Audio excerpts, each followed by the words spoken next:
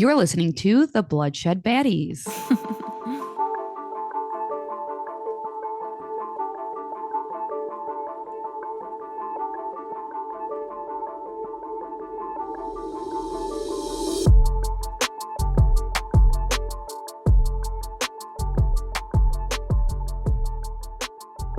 Hi, I'm Lex, And I'm Sam. and we are the Bloodshed Baddies. Hi, baddies. What up, what up, what up, what up? What up, Lex? What up, Sam? Not a whole lot. Well, I mean, a whole lot, but not a whole lot at the same time, if you, if you catch my drift. It's summertime. Summertime. What fun plans do you have this summer, Samantha? I have a busy summer, actually. I am going to, by the time this comes out, I probably will already have visited home, going back to the mitten for a little bit. And then I'm also planning a trip overseas with my man. Ooh, ooh, ooh. And then that's the only fun stuff. What about you, sister? Kind of a chiller summer than typical. I am going back to the mitten for one weekend. Well, Ooh, one see each night. other. No, not very long. We have a wedding coming up. July's pretty chill. But we are having a chiller summer because we have a big trip planned for the end of August. Tell the baddies where you're going. We are going to Japan. So cool. If you guys have any suggestions, if you've been there before, shout them out to Lex. I have never been, but I hear great, great things. I'm excited for you. Yes, and with all our traveling, it's a lot of time on planes to read books. So, what are you reading right now, Sam? Yes. I just got done reading The Giver of Stars, which is a Oh, historical fiction book. I think they're supposed to make a movie out of it, but that was like 2020, but I don't know. But it's really good. It's about like some librarians on horseback in like Kentucky during the Depression era. It's pretty cool. Pretty good book. And then I'm gonna read the book you suggested, Women Are Dragons. When Women Were Dragons. That's next on my list. What about you, sister? I just finished reading a romance novel called Love in the Time of Serial Killers. Okay. And it is about this lady who is doing her doctorate dissertation on like the relationship between the author and true crime and what it says about our culture. And she also is staying at her dad's house for the summer because he passed away. So they have to get it ready to sell. And romance ensues. And it's a very cutesy book. And then next on my list is also When Women Were Dragons. That sounds very cool. Speaking of like somewhat romance, well, it is romance. Also just finished listening to Just for the Summer by Abby Jimenez, and that was very Oh, good. Yeah, I recommend it. It was a nice listen, easy. so if you have any books to add to our summer reading lists, please drop a comment. We're always looking for books. And I feel like we haven't talked about books in a minute on here. We haven't, and I love talking about books, so that was a nice start to a cray cray case. Okay, let's get into it. All right, so this one actually is very similar to the one you did by the time this post like 2 weeks ago. Okay. So there are a lot of similarities to that. And I also feel like it'll make you very upset, Lex, because mainly it's the system failing that I feel like is part of the reason for this terrible murder, which in cases like that are always so tragic.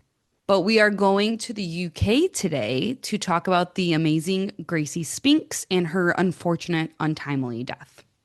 Gracie Spinks was born October 19th, 1997 in Chesterfield, Derbyshire. Is that Oh, how I say it? Derbyshire. I don't know. Sounds like it. Derbyshire is in the East Midlands of England and looks absolutely beautiful if you look it up. Did you not go to England before, Lex, or am I wrong? I have been to England.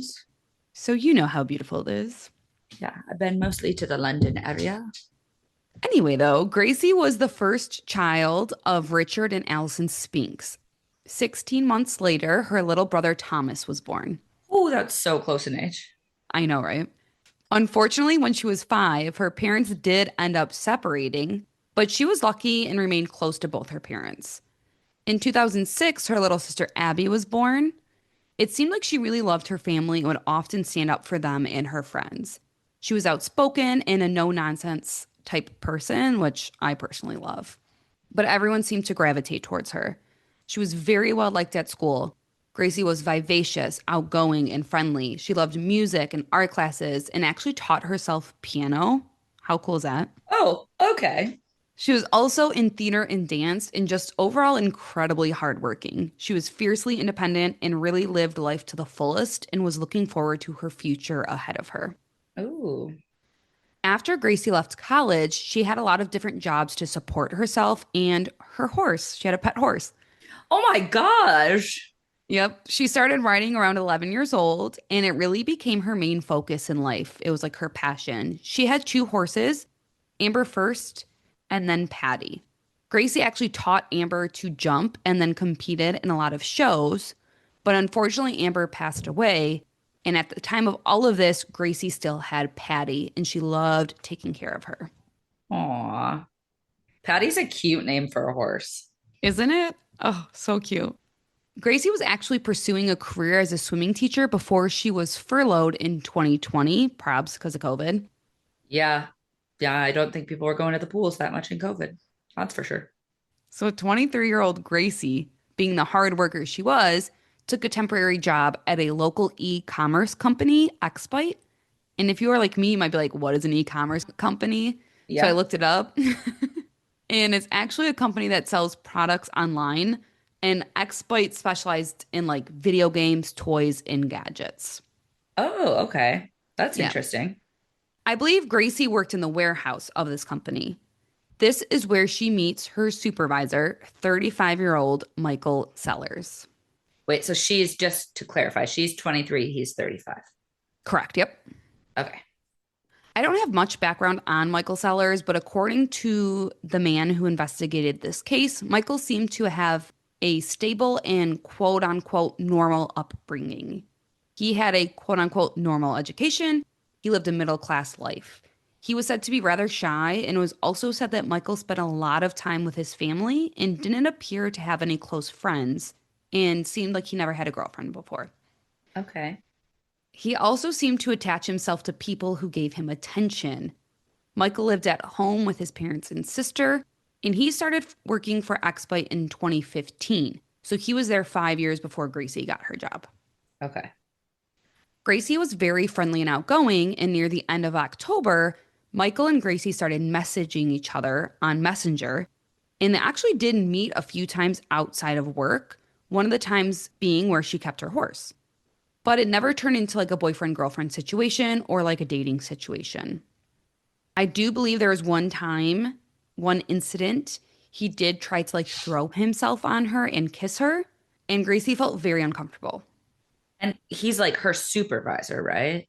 That is correct. So it is like kind of weird, even from the beginning, to Yes. be like hanging out. Like, I don't know. I don't hang out with my supervisor outside of work a lot, just us two. Yeah, usually that's a no-no. I don't know about this company, but usually, yeah. On December 16th, 2020, Gracie ends up telling Michael that she no longer wanted this friendship to continue. She realized there were no feelings there. There were some texts where it appeared that she was trying to let him down gently. She politely and kindly just told him she did not wish to continue seeing him. This is where the story should have ended. Michael should have dealt with the blow and left Gracie alone. But unfortunately, that is not the case. But he has a fragile ego, like so many crazy men. Yes. After Gracie told Michael she didn't want the friendship to continue, Michael started bombarding their colleagues with questions about her, which is creepy. He would also spy on her using the CCTV security footage at his work. What? Yes. Michael also abused his position as supervisor, like you said, and encouraged a junior colleague to effectively spy on Gracie and provide feedback on what she was doing. What? Could you imagine your supervisor asking you to spy on your coworker? Because he's butt fucking her? So just weird and making work super uncomfortable for Gracie. It clearly escalated on January 4th, 2021, when she pulled up to take care of her horse and sees Michael waiting in his car for her. Mm, no. Yeah, like she is going about her day, going to do something she loves, and then sees this man that she was like, I don't want to be friends with you anymore. I just feel so bad for her. But Gracie does the right thing and drives off and then Go, reports, Gracie. yep, and then reports him to their employer and also blocks him on everything. She did all the right things. Agreed. After pursuing an investigation, Xbite also does the right thing and they dismiss Michael from employment. Wow. That's good for this company. I agree. Through this work investigation, they found out that this has happened before with other girls at this job. And it seemed to have progressed into a worse situation with each case. Oh my God. So he's just like finding these girls out of his job and then trying to date them. Basically, they find out Michael had previously harassed at least 8 other women. Eight, I eight, literally eight, wrote eight. eight in all caps. You literally just read my next line. Yes, 8. That's fudging wild. Some women reported that they quit their job because of this, moved houses to avoid him. And one woman said that Michael had actually bumped her car with his at a roundabout as he followed her home. Oh, okay. So just totally chill motherfucking shit. It was quoted that he would latch onto women who showed him attention. He would think that relationships were more than they actually were. He would give unwanted attention, and he made some of those women feel uncomfortable. Mm. Their colleagues were like, yeah, he was sacked because he was a total nuisance to Gracie, but also it was also because of those findings from the investigation that this wasn't the first time and it's been escalating each time. Hmm. According to his family, after Xbite let Michael go, his personality changed. He was very fragile, quiet, and withdrawn. He seemed to have like lost his way in life. He also allegedly told his family that he didn't want Gracie to love him. He just wanted her to like him. Um, okay. I don't know. I don't like it. No, I don't like it either. So now Michael is sacked. And in February of 2021, Gracie makes another smart decision and she reports Michael Sellers to the police. Good for her. She said she just wanted to make a report and let them know what was happening, especially since through the work investigation, she found out that this has happened before and progressed. The call was released and it's linked into the show notes, but she basically said after she told Michael she didn't see their friendship going anywhere, he became obsessed with her and wouldn't leave her alone, and this scared her. Gracie said she told her employer, and they did that huge investigation, and he got fired, and he was angry and apparently trying to appeal it.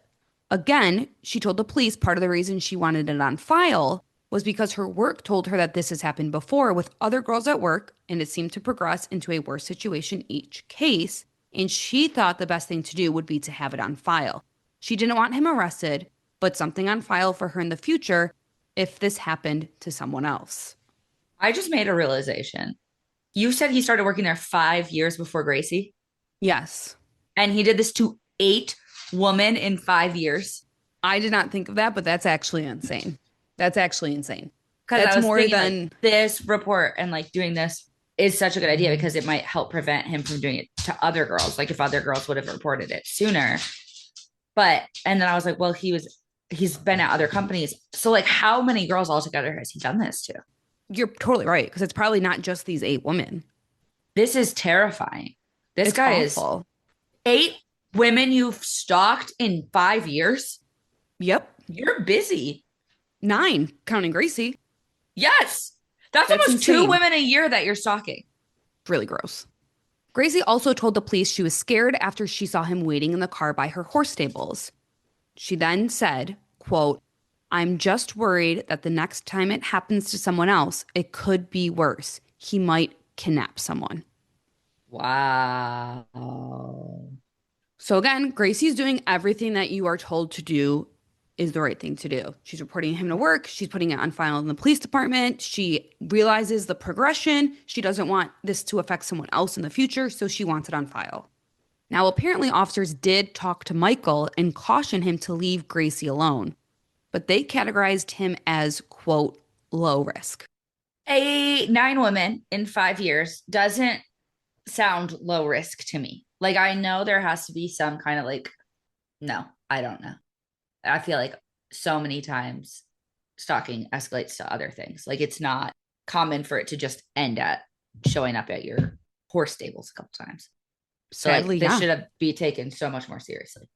They will later say because Gracie said she didn't want him arrested is one of the reasons that the police said they didn't do anything, So they're victim blaming. basically. They're like, oh, well, if she wanted him arrested, if she would have said that, then we would have been able to do something, but she didn't. So, ha ha, joke's on her. Which is just awful. I also think like the first time a person who's being stalked calls the police, of course they're going to downplay it a little just because it's like an odd situation, you know? However, Gracie told the police about the other woman. Like you said, this is not a one-time thing. And even if it was, take it seriously. But this has Yes. happened 8 other times. And the police did not talk to the previous employer, Xbite, or they would have known this, even though Gracie said this on the phone, or carry out a national database check. So they should have, at the very least, contacted Xbite. They should have just done so much different. They should have done so much different. Yes. I did do a quick Google search about the differences between UK and US stalking laws. And from my very quick search, I'm not claiming to be an expert here at all, there are differences. In the US, we define stalking based on specific actions of the stalker. And in the UK, they define it by the overall impact on the victim. No, I don't like that. So the UK prioritizes the victim's experience. The US can also differ based on states as far as restraining orders go. In the UK, it is a criminal proceeding, and the US, it is civil. So there are some differences that would possibly make police go about this in different ways. But I just feel like, okay, first off, women tend to downplay this stuff all the time. Like, yep, it's just something women do because it's creepy behavior from men is too common. yeah, It's so common that you're almost kind of like used to it. So it's very which downplayed. I also think, like, depending on how police are talking to you, if they're like, well, like, do you want us to go like arrest him? You might be like, well, now that you say it, it sounds like it's too much. Like, that might be too much. Like, it was only a couple times. Maybe I don't want to ruin his life over like, no, no, no, no, no. He's exhibiting these behaviors. That's what we should be looking at. Not, I mean, I think the impact that it makes on a person is so important, but I think it's hard to get how much it's actually impacting a person. 1,000%, because I think even when you're in it, you don't realize it until you're out of it. Like, wow, that was super creepy. And wow, I shouldn't have like been like, oh, it's no big deal. And also that's like where the police and people should be educated enough to say, okay, she's saying not arrest him, but she's saying it happened before. So let's go see Xbite. Let's see if this is a certain thing. And then let's make that decision on our own. She made the report, and that's so important and incredible. But we have to figure out steps to see if this is a case where it's escalating, which it clearly did. 100%. So unfortunately, it does continue to escalate. And on March 11th, 2021, Michael brought several knives online. Knives. Knives. Oh, okay. On May 6th, 2021, a woman walking her dog found a rucksack, which is like a little duffel Like a bag. backpack. Yes. She opened it up, which, brave lady, and there were three knives, a hammer, an alleged axe, possible, I saw in a couple sources, Viagra, and a note that said, quote, don't lie. What? There was also a receipt in this bag for some of those items that, if investigated, could have been directly linked to Michael. Wait, I think I missed something. This wasn't investigated? Well, this lady immediately reports this to the police. Yay, lady. She's like, I found this crazy bag and there's these really weird items in this. And the police don't do much with it. They think that it could be possible, quote, theater props. I'm sorry. Is there a theater? Was it in a theater dumpster? They think maybe it was for woodworking, or maybe somebody was into something kinky. Okay, I don't know why somebody who is woodworking would have a Viagra and a note that says "Don't lie." This bag was also found very near to where Gracie kept her horse. Again, if they would have investigated the receipt, seen the report from Gracie, they would have been able to put things together. Awful. I'm frustrated. Yeah, this is a very frustrating case. And I get that you police probably don't have time or resources to check every bag of rando stuff that they've ever been turned in your entire life. But I feel like this isn't, it's not just like someone went to the store and bought a couple random things. All of those It's things like together, creepy. specific scary things. The very same day this bag was found, Michael brought more knives. Okay. On June 18th, 2021, it was a Friday, Gracie left her family home at 7:30 a.m. to drive the few miles to Blue Lodge Farm stables in Duckmanton, Derbyshire, where she kept her horse. She was last seen by her mother at 8:40 a.m. in the paddock where she kept her horse. Gracie was tragically discovered unconscious with multiple stab wounds. Can't be the guy who's buying fucking knives. She was stabbed a total of 10 times, with the fatal wound being to her neck. Ugh, The knife was found near her body, and when paramedics arrived, they did try to revive her, but there was too much blood loss. that's horrible. Chills. A few hours after finding Gracie, around 11, Michael was found in a nearby field about half a mile away. He left his house at 6:30 a.m. and sat and waited for Gracie to come to the horse stables. He died of self-inflicted suffocation. He kills himself after this? Yes. So, okay, let me get this straight. He sits, waits for Gracie, kills her, then goes out into a middle of the field and suffocates himself? It appeared to be self-inflicted suffocation. I don't have many details on it, but it was clear that he took his own life. He was one that purchased an item that was used in his death, and the suicide showed a significant amount of planning. So he planned all of this. Yes, because a book was found in his bedroom which described various methods of suicide, and he also left a handwritten note and left various notes to his family members. What do we know what these notes say? I I Okay. don't know if it's out there what the note specifically said. I know, like, I know there's in cases like this, there's not really a why, right? But Correct. it's like, what was it about Gracie that pushed this over the edge? Was it that she went to the police? Was it that he got fired from his job? Like, what? I or would this have happened with like any of the other girls? Like, it's so wild to me. It is that each chime showed progression, but this progression seemed very, or was very extreme. Yeah. I believe it wasn't until the day after her murder that the bag being found the few months earlier was connected to this. A few days after Gracie's tragic murder, a government petition was started by Jackie Barnett Wheatcroft.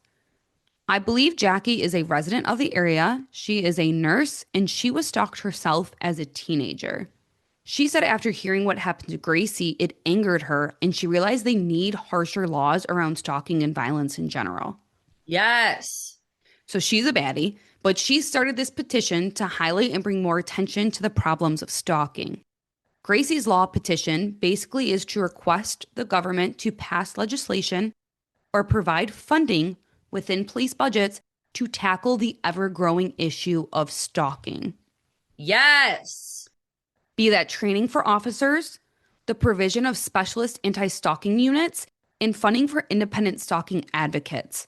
All things that I think should be happening. Yes. Especially because I think like with technology evolving so quickly, there's so many more ways to stalk a person. Like there's trackers that can be put on people's cars. There's, like stuff you can put on the phone to track. There's so many things on the internet available for you to track somebody or make sure that you know where people are at all times. It's scary, and their laws obviously don't always protect women, as we can see from the last couple cases we've done like this. Yeah. And I think that training for officers, yes, train them more so they do hear these things and say, oh, you know what? This is problematic. Let's do this. Um, a anti-stalking unit specific would be fantastic to reach out to. And I think an independent stalking advocate would be so beneficial to anyone being stalked. Hey, this Yes. isn't okay. I'm a specialist in this area and this is going to progress. So I think all those things are so incredibly And helpful. help you have the resources. Like, I think a lot of you have to change a lot when you're being stalked to keep yourself Yeah, safe. And it shouldn't be a responsibility, but you a lot of times need to change your phone number, need to change even where you live sometimes. Like, I'm sure if it was easy to change where her horse was, she would have changed it, but it's not probably easy to go find another stable and get your horse and transport it to another stable. Like, those are all things that are super duper hard. And I feel like having someone who can sit down with you and say, like, let's look at this stuff and how we can keep you safe, and the exactly. best, most efficient way to do that. Yes. They did receive their signatures, but if you want to donate to help the cause, I will add the link to the website for you baddies, which will be in the show notes. The police sergeant did come out and say in response to Gracie's death, the force had made significant changes to the ways in which we receive and investigate stalking reports, as well as how we support and safeguard victims of these crimes. That's great. I would love to know what these significant changes are, though. Truth. But actually, 5 Derbyshire police faced misconduct proceedings based on the failure to report. Wow. Yep. I'm actually really impressed with that. In 2023, an inquest jury concluded that Gracie was unlawfully killed by a man that she reported was stalking her. Police did admit to a number of failings while handling the case. 2 constables were found to have breached the standards and received written warnings. Like a little more than written warnings when someone dies, but I get it. I get it. Again, officers cautioned him and did not investigate further. They labeled him low risk. They failed to investigate the bag of weapons found close to where he was seen stalking her. If they would have found it directly relating to Michael, found the police call from Gracie, connected the dots that it was near where she was stalking her. Police also should have requested his work file because Gracie said this has happened before. They needed to look at Yes. risk factors here for Gracie, the victim, and they did not. This inquest also showed that victims of stalking don't always realize the level of risk they are exposed to, which is kind of what I was saying earlier, and you were saying as well. You go to the police for support, so they need to be better trained for situations like this because they did completely fail Gracie and her family. Amen. Hallelujah. Say it louder for the people in the back of the room. Her father said, quote, it has been upsetting and emotionally draining. It has been a catalog of errors on the police's part. I think Derbyshire police have let Gracie down big time. It seems like they weren't bothered. They didn't want to investigate. They completely failed to join the dots. Her mom said, quote, the inquest has shown us that victims of stalking don't actually always realize the level of risk they are exposed to. You look to the police for support because they are supposedly trained in this, but they just completely failed. 100% Gracie's mom. They also said, we want to bring change across the UK and put funding in place for advocates and police forces that can deal with stalking cases specifically. We didn't realize how big a problem this was until it happened to Gracie. Again, this is where I think those stalking advocates could be so beneficial because if this is the first time happening, again, people don't realize how fast stalking can progress or how long they were actually being stalked for. They were just realizing the Mm-hmm. first things. So this is a perfect example. So something that could have been totally preventable and just awful, but hopefully this sheds light on the issues and how police and the law deal with stalking, especially in the UK. And maybe there will be even some trickle down to the US as well, because we know that needs some help as well. But just very unfortunate that someone like Gracie had to be the example of, like, this is why we need to do better, because we do. Mm-hmm. And that is the avoidable murder of Gracie Spinks. Wow. I think I'm glad that we've done. I know that for you guys, it might seem like, oh no, we did a couple stalking ones in pretty similar succession. That was all by accident. We just both picked stalking ones Yeah, recently. we did not talk about what uh, cases we were doing. but I think it's good to put it out there and talk about this stuff. So that way women who might not realize they're being stalked, who might be like, but is it that bad that he does this? It's annoying and kind of creepy, but is it really a crime? Like, yes, it is. Go report, go report, go report, go report. Yeah, and I think it's important to note too that like ours were pretty similar, like both coworkers that like progressed in a terrible, terrible way. But it's not always just like a coworker. It could be a family member, a friend, someone that you would think would be a friend, an Someone in your acquaintance, class. someone that you ran into on the street. You used to go to school. Like it's not always necessarily a coworker. It could be any of those things. Yeah. Just awful and two awful stalking cases in a row. And that's why I think that like I agree with Gracie's family and the baddie Jackie, who says there needs to be a lot changed with how police look at stalking. Yeah. And let's hope we see some of those changes soon. Agree. Thank you guys so much for listening. Wherever you are following us, or whoop, just kidding, wherever you are listening to us, please give us a follow. Start downloading some episodes. Give us some likes, some reviews. Go onto the Instagram, the Facebook, the TikTok, the YouTube. Smash that like button. Share it with your friends, share it with your family, share it with your coworkers, share it with your church, share it with your best buddies, share it with your book club. Share, share, Ooh. share, share, share. Yes, and send us an email as well with a case suggestion or a story to bloodshedbaddies@gmail.com. Our intro music is made by our awesome cousin Vinny. Tell everybody like our stuff and tune in next week for a Lex episode. Bye bye, buddies.